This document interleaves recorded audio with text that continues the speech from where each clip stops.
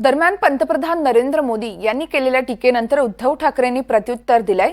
मोदीजी, तुम्ही हवं तिथे उद्घाटन करा, जनताच तुम्हाला तुमची जागा दाखवेल, अशी टीका ठाकरेंनी केली आहे। तर संजय राऊत यांनी देखील टीका केली आहे, बघूया।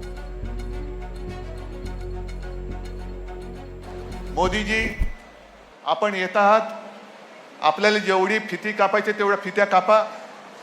त्याच्यानंतर येणाऱ्या विधानसभा निवडणुकीत जनता तुमच्या पक्षाला आणि तुमच्या सगळ्या गद्दार मित्रांना जागा दाखवल्याशिवाय राहणार नाही।